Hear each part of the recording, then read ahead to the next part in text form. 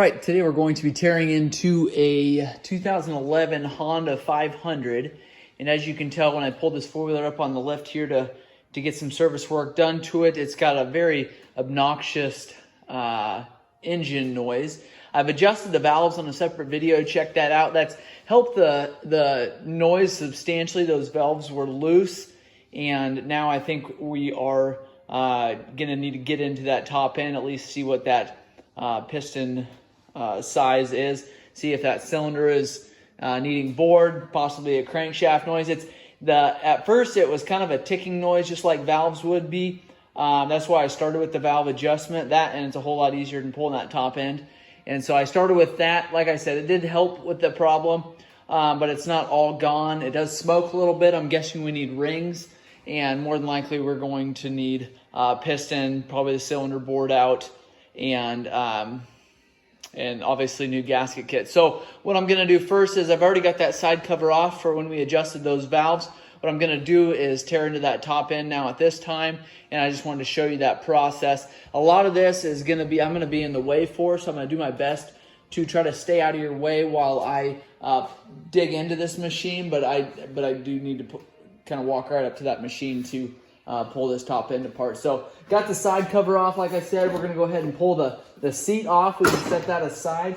We've got a black cover here we're going to pull off, and then our fuel tank. So that black cover is attached down just on the other side. We've got a strap here on our fuel tank that will need to be pulled off. And then I'd like to shut this fuel off. And you can either pull this hose at the carburetor itself or at the fuel tank. Either way is fine. I like to pull it off at the carburetor just because that gets the hose completely out of there. Just kind of saves that step. So make sure you've got a bucket you're throwing parts into. That way you know where they are. Honda's got a bunch of these black rivet, plastic rivet type clips that are actually very easy to pull off of there. I just want to keep that in mind when you're pulling this machine apart. Just be careful. A lot of times you want to just pick up a pack of 10 for, I don't know, a couple bucks at a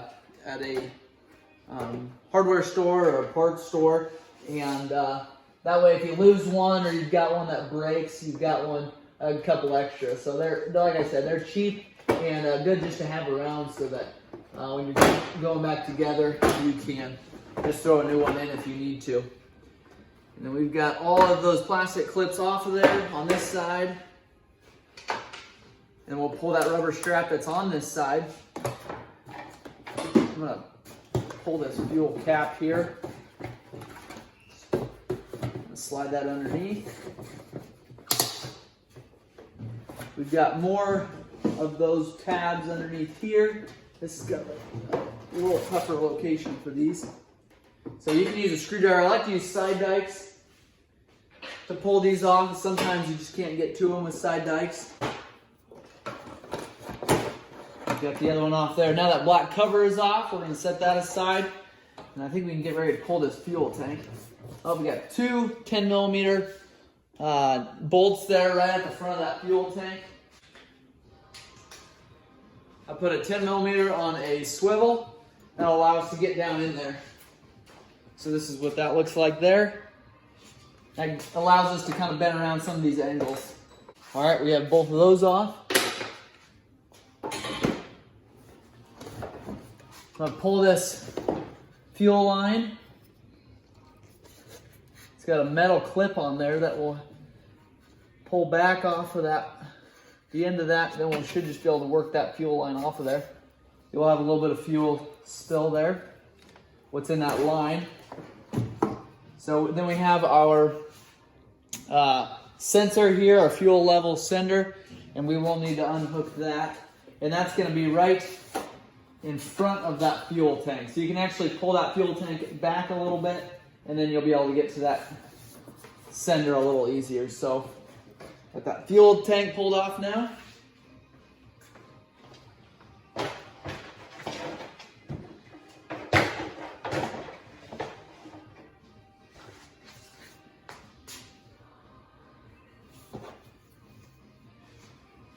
We've got a black cover that sits right underneath that fuel tank, and it's here. A little bit harder for you to see that part of it. Just got a couple of hooks, pretty self-explanatory on pulling this off. These rubber flap deals can actually unhook. I'm not sure you'll be able to see it from the angle you are, but unhook clear up kind of underneath this front fender here. You can just pull them off just like this here. So both sides you can do that too. That'll get them out of the way. Pull them back, and then when we get the cables out of the way here, we'll be able to just pull this black panel off, get that completely out of here. A lot of times dirt and debris will kind of sit on top of this panel here, so just do your best to keep that from dumping down your motor. But your motor's not opened up, but still you don't want to dump any kind of loose debris in an area you're going to be working. I'm going to go ahead and pull that black rivet off then. There's a couple pieces on the other side that was holding us up. One of them is a wire holder for our wire harness. Just a white or kind of an off-white clip. And it was actually holding on that wire harness and allowing us to not pull up on that. So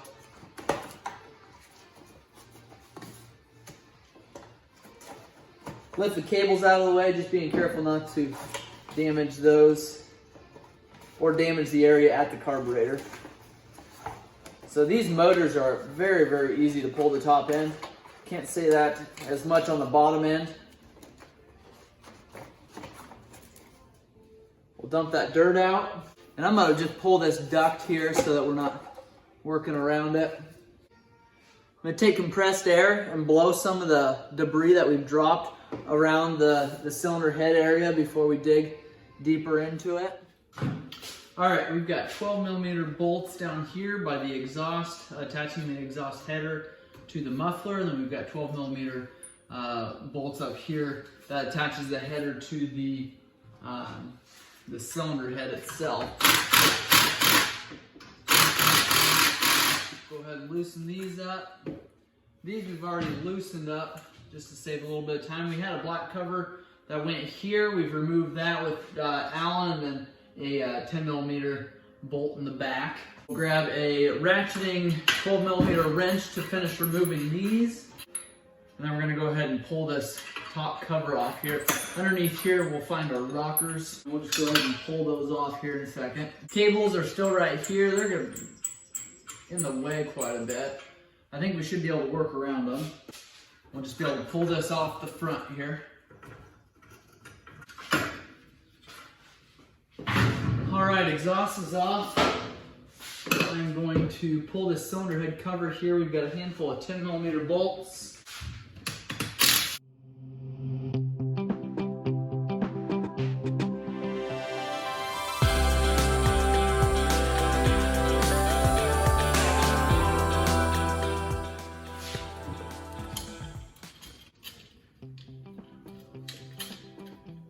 All right, we've got our cylinder head cover off here. I'll inspect these rockers here to make sure they're in good condition. Just look that over really well. Here's our valves here. We've got our intake here. We've got our exhaust here. We've got our push rods here. I'm gonna go ahead and pull this head off now. We've got a handful of 14mm bolts.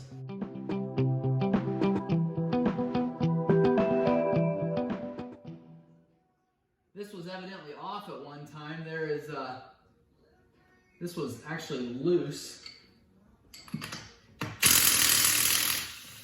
So I don't think probably that was the issue. These others are tight. All these rockers now, or these push rods at this time. I'll inspect these really well. Put these in a clean area.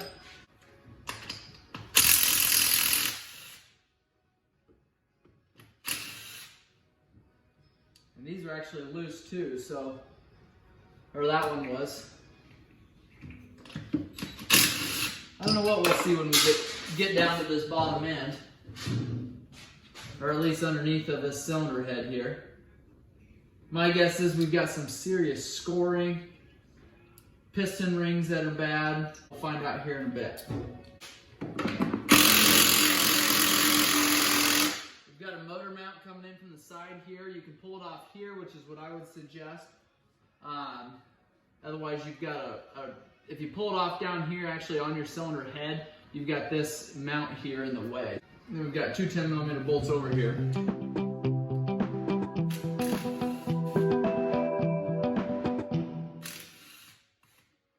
I'll go ahead and pull our carburetor off here. I'm going to pull it off at this clamp. Sometimes that's the easiest, quickest thing to do. Once we get our cylinder head pulled off there, more than likely we'll pull this boot off, but it just takes a little bit longer to get those 8mm bolts pulled off here.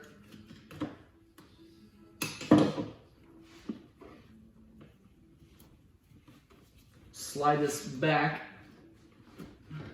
Kind of pushes into that boot on the carburetor there, or on the air box there.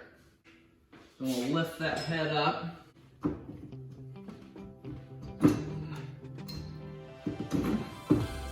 Alright.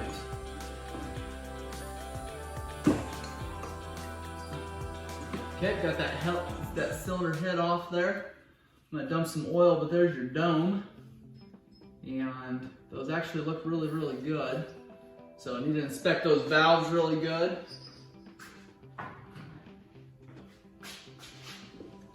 Let's see if there's some movement in this piston. I'm not feeling a lot there. What I'm going to do is pull this cylinder and I'm going to check the up and down on our crankshaft. And I'm going to measure our cylinder there. But right now that piston cylinder, the way it sits there, doesn't look bad.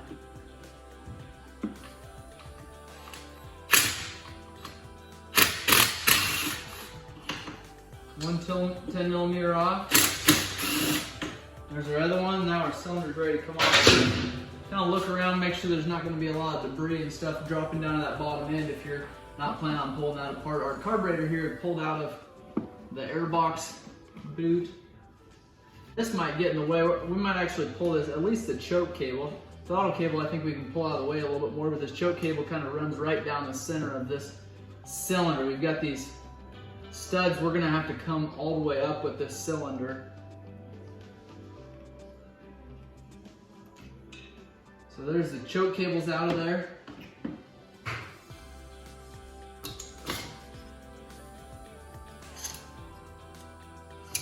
We've got our head gasket here. We've got our base gasket underneath of there.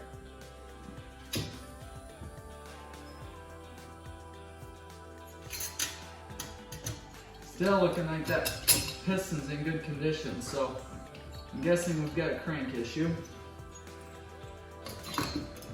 I can smell some burnt oil also, which we did know that we had some oil leaking. So cylinder walls look like they're in good shape. They may be clear out around.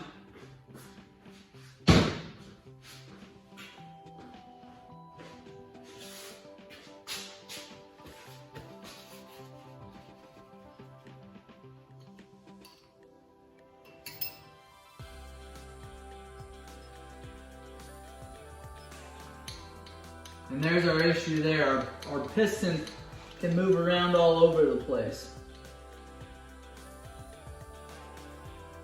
Trying to figure out there if that is, and I'll pull it down here so you guys can see it. Trying to figure out here if that's a bottom rod issue or a top rod issue. There looks to be a little more free play than there should be on the bottom rod. But I can pull up and down on that. You can see there, maybe you can't see from the angle that you're at, but you can see there my piston moves all around there. So I'll grab the camera and show you that. Before I do that though, I'm going to show you, I'm going to pull this piston pin out and then I'll actually push it back through just so you guys can see what's going on there. So to pull the piston out here, I grab a pick, I'll get into one of those grooves, clip is out there, and I'll just take and we'll push that pin out. If that pin is extremely worn or damaged, a lot of times that pin will be really hard to get out of there, so you can take and push it through. This one actually feels really smooth, so a lot of times you can use your finger. If it's used, if it's new, you should definitely be able to use your finger. If it's used, you might have to use a little force. This four-wheeler, as you saw in the intro of this video, has 17,000 miles on it, so it's had a good life, but it's still a good four-wheeler yet. We've got several different areas that those welds have broke, and I don't know if they were putting this thing in the local dirt track race or what the deal was, but they were certainly hard on this four-wheeler frame, but it runs really, really well besides this obnoxious knock noise. So there is the pin going through there. That doesn't feel grooved. I'm actually going to take that back out, set it inside the piston here, or the area here.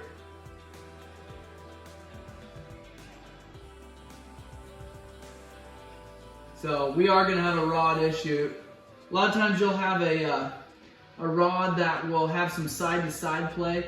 If you were right here beside me, you could see that this rod actually moves back and forth, and this pin moves back and forth in this rod. So that's why it ran good, just had that obnoxious noise, and at some point it would have just continued to get worse.